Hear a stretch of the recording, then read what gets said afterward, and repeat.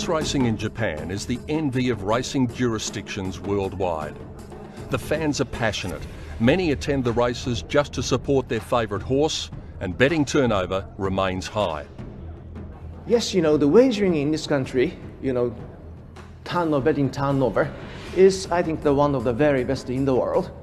For example, JRA organized the wagering, simulcasting onto the Arc de Triomphe in France for the first time last year.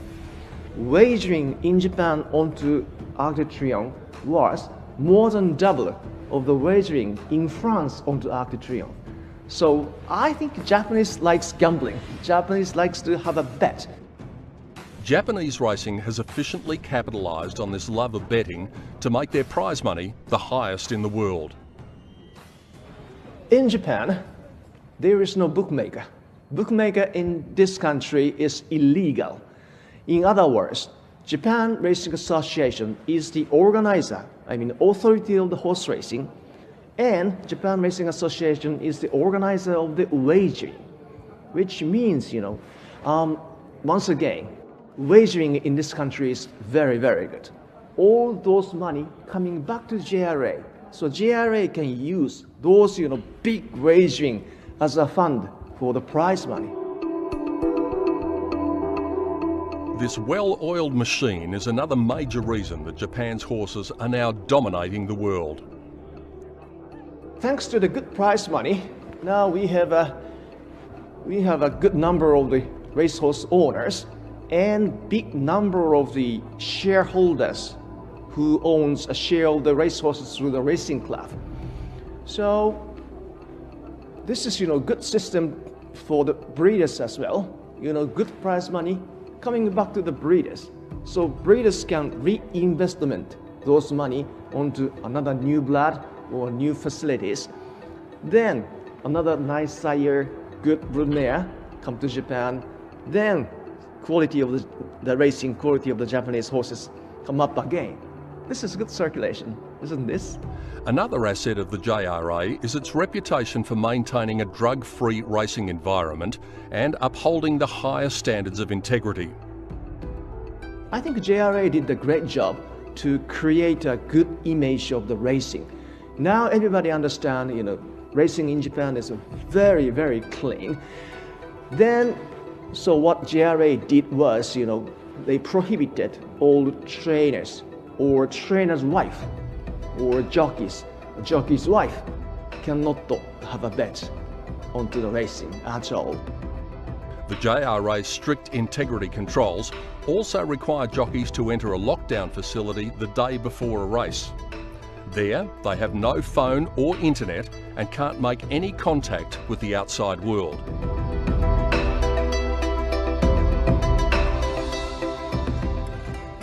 A day at the races in Japan is a family-friendly affair. Kids can hit the playground or take a free pony ride, all for just a couple of dollars entry fee. Tokyo Racetrack is home to Japan's Racing Hall of Fame that also provides unique racing experiences.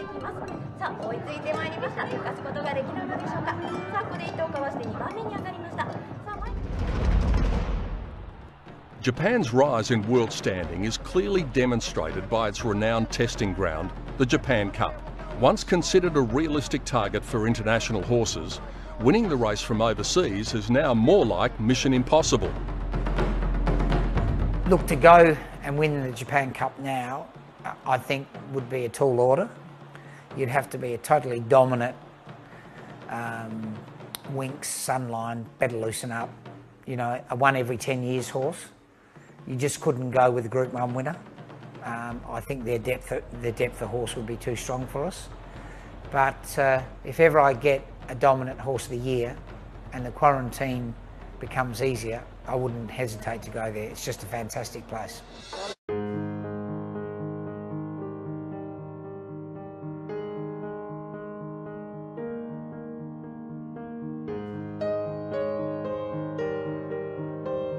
The Japan Cup may attract the most attention from international fans, but there's another race that dominates the local calendar. The most popular horse racing in Japan is Arima Kinen. This is kind of the year-end championship race in Japan. Usually organized at the same time as a Christmas Day at Nakayama Racecourse. What is unique is the runners of the Arima Kinen are selected through the voting by the racing fans. So fans can select the runners. So usually audience at the Nakayama Racecourse on the day of the Arima Kinen is, last year it was 160,000. Usually audience at the Japan Cup Day is 100,000. Japanese Derby, the same, 100,000.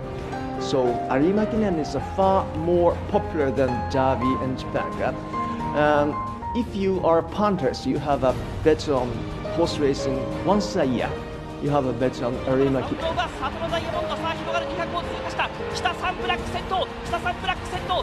2番手にはゴールダクター、そしてサトルダイヤモンド、3番手からマリセキン、3番手からマリセキン、北サンブラックかサトルダイヤモンドが並んでゴールイン。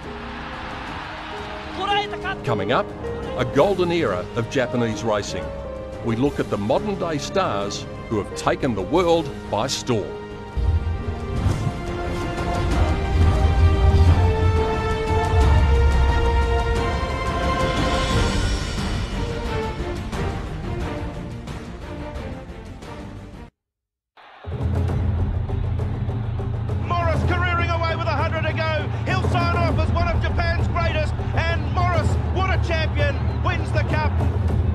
Morris is another example of Japan's seemingly endless production line of top-rated horses.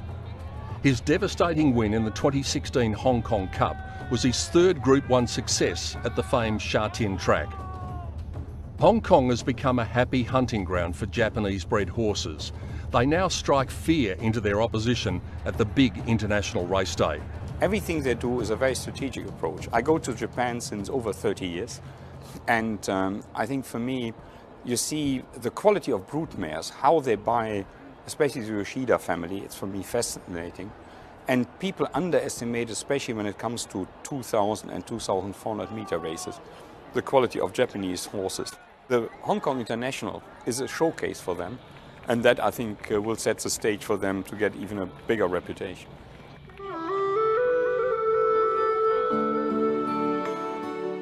Morris retired after his Hong Kong Cup win and was treated to a uniquely Japanese tradition reserved for their champion horses, a retirement ceremony.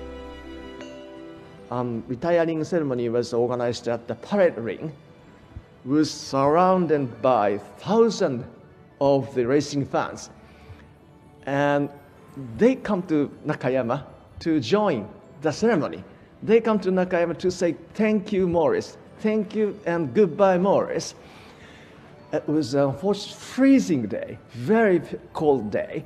And after racing, parade ring was surrounded by more than 5,000 people. I think that was a very, very good retiring ceremony.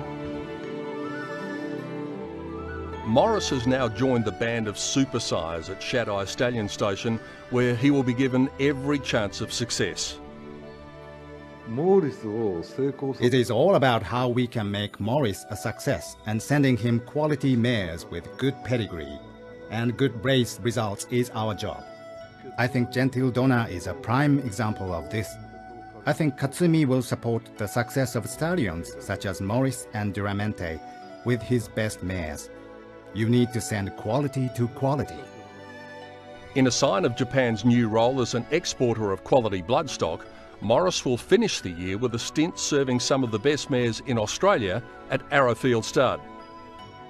Well, he was just a freak of a horse, you know. We've dubbed him the Beast from the East because he was such an imposing type of animal that was much admired by every racing professional that was there or even was watching on television in that last campaign in Hong Kong. He had speed, he had stamina, he had everything you look for in a stallion. His physique and his performances just obligated us to take him on board and offer it to Australian breeders, and for us to use him, of course, we'll be sending a large number of mares to him. While the climate will be vastly different, Morris won't feel out of place when he makes the journey to Australia.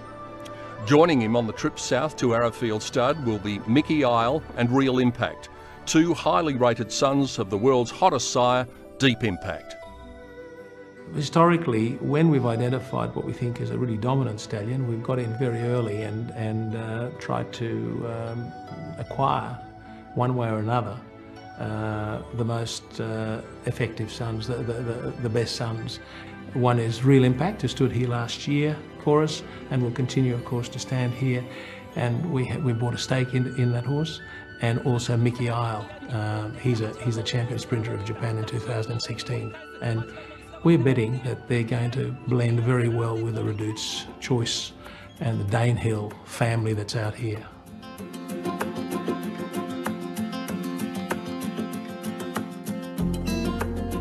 The Deep Impact influence extends beyond the stallion barn at Arrowfield.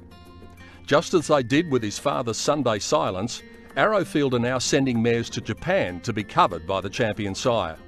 We sat down and thought about what mares would suit him and what mares were difficult to mate in Australia for lack of proven stallions that were outcrosses for Redute's Choice Danehill, because that's most of our top mares of that line.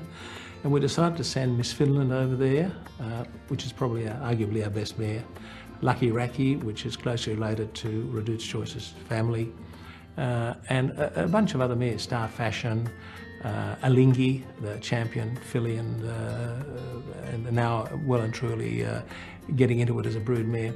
These are the top line mares that we have, and all of them that suited him from a pedigree point of view and from a physical point of view, we shipped over to Japan, and we've got the produce of some of them, and they are magnificent. They're absolutely magnificent. I think we have 2 colts and all the rest are fillies, and it's going to be very difficult to part with any of them. It's little wonder Australian breeders are beginning to invest heavily in Japanese horses, given the stunning success they've had in the country's biggest races. Admiraki in the last stride beat Rising Romancer, photo third. Hannah's Goal, the Japanese mare, has come from well back, has claimed the lead and has rocketed down to the line to beat Weary. Real Impact and Criterion driving here at Real Impact. Oh, it's a close one. Real Impact refused to sit down. Few parts of the world have escaped the force of Japan's rise to the top of world racing. In Dubai, the world's richest race provided an emotional chapter in Japanese racing folklore, with Victoire Pisa's win in 2011. To the judge, Victoire Pisa in front and wins for Japan. That was the year when big earthquake happened in north part of the mainland of Japan, and unfortunately more than 5,000 people were killed. So earthquake was happened in area of Sendai city. Victoire Pisa was trained at Sendai. The horses, left Japan before the big earthquake. So some of the stable staffs left their family in Sendai.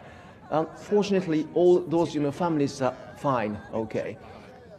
I was there at the Dubai maiden race course, and every Japanese attending there worked like a team Japan. We have to make every effort to support Japanese horses. I think it was a very emotional moment.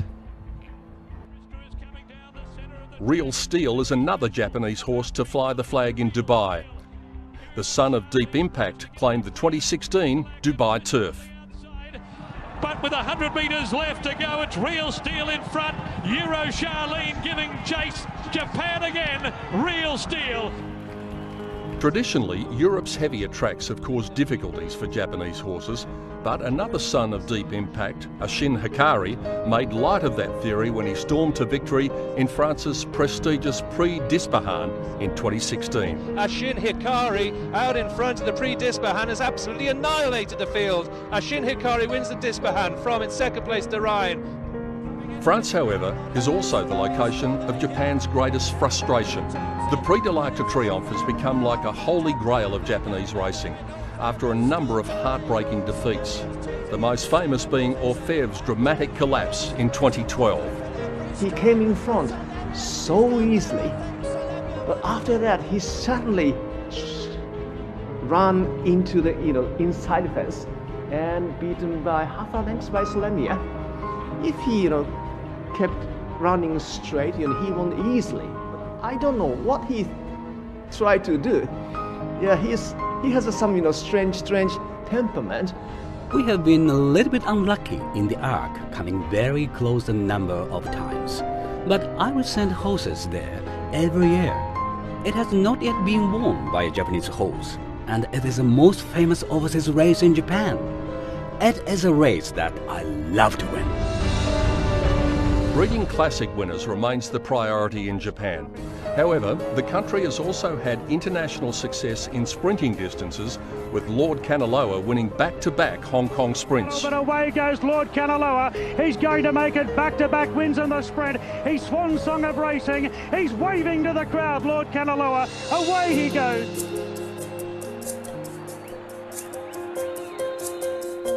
With Lord Kanaloa, Orfèvre, Victoire Pisa and Morris all joining Deep Impact at Shadai Stallion Station, the rise in Japanese racing and breeding shows no signs of slowing down. Well, the Japanese are a brilliant people. We know that they entered the car industry and the electronic industry and were able to get in there from a standing start. Again here, the Yoshida family, and I deal mainly with Katsumi. I think he's a brilliant operator, and he has essentially concentrated on quality, and they have gone to prove themselves first on the local stage in Japan and then on the international stage. He's been courageous enough to send some of his good horses overseas to compete at the highest level and proved how good the Japanese horses are. Many people and horses have played a part in raising the Japanese thoroughbred to the global dominant status that we know today. But it was the genius of Zenya Yoshida and his landmark purchase of Sunday Silence that provided the foundation of success. Sunday Silence is everything to Japanese racing and breeding. He is it. Just like there was a time when Northern Dancer was the horse in the world. Sunday Silence is that for Japan. He has made it what it is today. Yeah, of course, we are so happy and feel so lucky too. Only one horse changing the whole horse world. So it's amazing. Just as the Yoshida brothers continued their father's quest to breed the world's best racehorses, Deep Impact is emulating his father's incredible deeds as a sire. Propelled by these remarkable bloodlines and massive investment in infrastructure and technology, the global impact of the Japanese thoroughbred will continue to send lasting tremors around the racing world.